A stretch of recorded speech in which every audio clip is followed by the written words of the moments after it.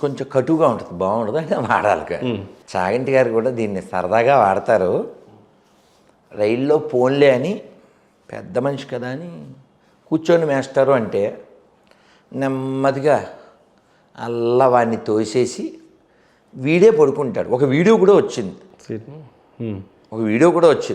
ఒక అమ్మాయిని ఎవరో వాడు కూర్చోమంటే తర్వాత కొంచెం పడుకుని తర్వాత వాడి మీద కాళ్ళు వేసి వాడు కింద తోసేసి ఇలా, అంటే ఉదాహరణ అలా చరిత్రలో అలా వీళ్ళు అడుక్కోవడానికి వచ్చారు సార్, వ్యాపారం అనో ఇంకోటనో. ఎందుకని ఎవరైతే మన దేశం మీద దండెత్తారో, మన దేశాన్ని పరిపాలించి పీడించారో, శకులు అనండి, హూనులు అనండి, మొఘళ్ళు అనండి, బ్రిటిష్ వాళ్ళు అనండి, డచ్ వాళ్ళు, పిచ్చి వాళ్ళు, ఎవరైతే వీళ్ళంతా ఎక్కడెక్కడి నుంచో వచ్చారు.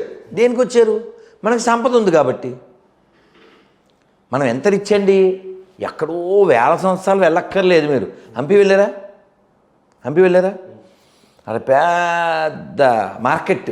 ఏమమ్మేవారు? ఎప్పుడో వేల సంవత్సరాలు కాదు కదా. ముత్యాలు రాసులు పోసి, రతనాలు రాసులు పోసి అమ్మిన నేల ఇది. హైదరాబాద్లో కూడా పర్ల్స్కే ఫేమస్ అంటారు. అవును కదా. అయితే అక్కడ బోల్డ్ శిల్పకళ ఉంది.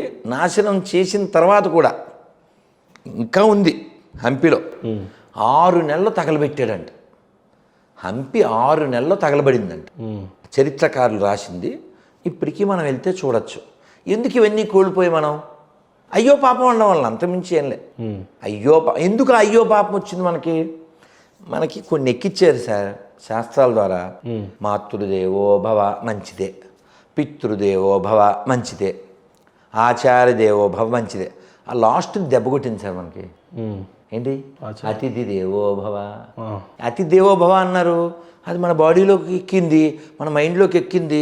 వాడు అయ్యో కష్టం అండి, మాకు తినడానికి లేదండి, మాది ఎడారండి, అక్కడ వాటర్ లేదండి, వీళ్ళ దగ్గర మ్యాటర్ లేదండి, పోన్లే ఇక్కడ 100 ఎకరాలు మీరు అక్కడ గృహములు నిర్మించుకోండి, మీరు అక్కడ వ్యాపారం చేసుకోండి అని మన రాజులు ఉదాత్తతతో ఇస్తే వాడు ఇంకా ఎక్కేసి తొక్కేసి మన మీదనే రకరకాలుగా ఇప్పుడు మీకు అంటే కొన్ని ఉదాహరణలు చెప్పగలను.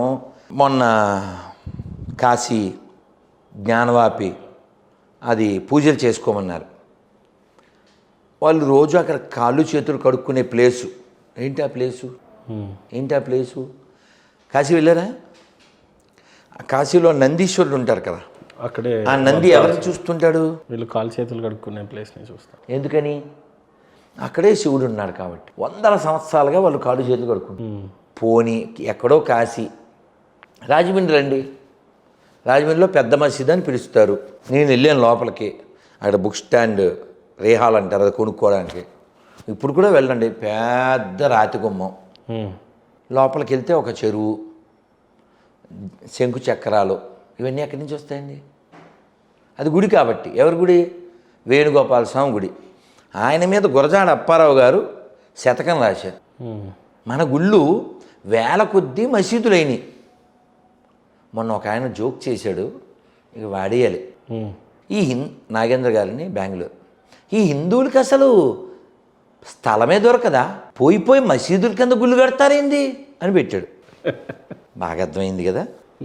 మీరు చెక్ చేయండి. గమనంలో ఎక్కడ ఉన్నా ముందు మనమే ఉన్నట్టు ఆధారాలు చూపిస్తూ ఉన్నాయి. పోనీ ఇండియా కాదు, వేరే దేశాల్లో ఎక్కడెక్కడికన్నా వెళ్ళండి. పోనీ మీరు నెట్లో కొట్టండి, వెళ్ళి వెతకండి. చాలా దేశాల్లో. ఎందుకు? మిగిలినవి లేవు కాబట్టి, మిగిలినవన్నీ మొన్న పుట్టినవి కాబట్టి.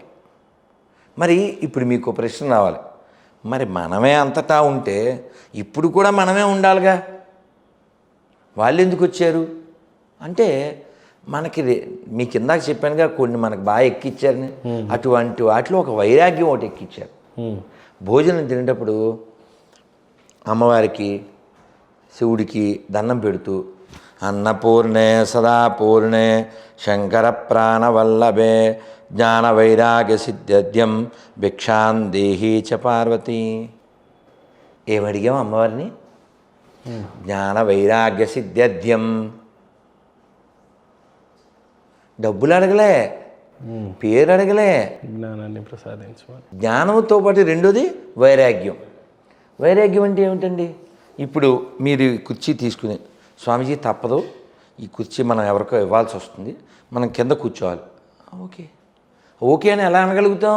వైరాగ్యం ఉంటే అనగలుగుతాం, లేకపోతే అటు ఇటు అంటాం. ఈ వైరాగ్యం వల్ల ఏమైంది? మనం ఎవరి మీద దాడి చేయలే. చరిత్ర చెక్ చేయండి. మీరు చరిత్రను మొదలుపెట్టారుగా. చరిత్రలో ఎక్కడైనా భారతీయులు, హిందువులు ప్రపంచంలో ఎవరి మీదైనా ఎక్కడన్నా దాడి చేశారా? ఏదన్నా దేశాన్ని దోచుకున్నారా? పోనీ దోచుకోమని ఏదైనా పుస్తకంలో ఉందా? వైరాగ్యం మన నరనరాన ఉంది. ట్రూ, ఇది కరెక్ట్. బాగా చెప్పారు గురుగారు. ఆలోచించండి. భారతీయులు ఎప్పుడు నిజంగానే ఏ దేశం మన బ్లడ్లో లేదు, కానీ వాళ్ళ బ్లడ్లో పూర్తిగా ఉంది.